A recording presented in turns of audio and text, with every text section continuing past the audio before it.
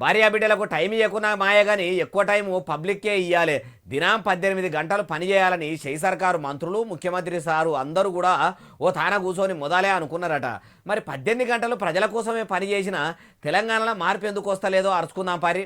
అయ్యా మల్లు బట్టి విక్రమార్క సారు ఇక చెప్పుండ్రి. మేము అధికారంలోకి వచ్చిన దగ్గర నుంచి ముఖ్యమంత్రి రేవంత్ రెడ్డి గారితో పాటు ఈ మంత్రి మండలిలో ఉన్న ప్రతి మంత్రి రోజుకి 18 గంటలు పనిచేస్తూ అనేక అభివృద్ధి కార్యక్రమాలు చేసుకుంటూ భవిష్యత్ తరాలకి ఏమేమి కావాలో చేసుకుంటూ పునాదులు వేసుకుంటూ పోతూ వచ్చాం తప్ప ఏ రోజు ప్రచారం చేసుకుందాం అనేటువంటి ఆలోచన చేయలేదు.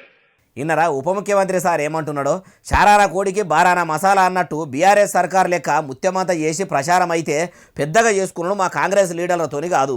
మేము 18 గంటలు పని చేసేది పబ్లిక్ కోసం అనుకొచ్చిండు. అయ్యా బట్టి సారు, మీరు దినంలో 18 గంటలు పనిచేసి ఏం చేస్తున్నారు? మీ షై సర్కార్ ఏలుబడిలకు వచ్చి ఏడాది అవుతుంది. ఏది మరి మీ 18 గంటల పనితనము? తెలంగాణ రాష్ట్రంలో ఇప్పటికీ ఎనుగుల చిప్ప ఎనుగులనే అన్నట్టు ఉన్నది. ఎల్లయ్య గొంగడి ఏడున్నది అంటే వేసిన దగ్గరనే అన్నట్టు మీ ఏలుబడి నడుస్తుంది. అయ్యో 6 గ్యారెంటీలు అమలు చేసిండ్రు, అరువులందరికీ పథకాలు వంచిర్రు, పబ్లిక్ తిప్పలు ఆపిర్రని కూడా లేదా? అమలు చేస్తామన్న 6 గ్యారెంటీలను అమలు చేయక ఆలస్యం చేసుకుంటా అమాయక పబ్లిక్ ఇండ్లను హైడ్రా పేరు చెప్పి కూలగొట్టబడితిరి. మూసీ నదిలో మురికి సాగు చేస్తామని ఆ పని ముంగటేసుకొని కాయకష్టం చేసుక బతికే పేదల ఇండ్లు పడగొట్టే పని పెట్టుకుంటిరి. ఇవేనా సారు మీరు చేసిన మంచి పనులు? కుటుంబ పాలన పోయి ప్రజాపాలన వస్తుందనుకుంటే అందుకు ఉల్టా ఉన్నట్టున్నది కదా మీ వ్యవహారమంతా. తుంటెత్తేసి ముద్దెత్తుకున్నంత పని అయింది.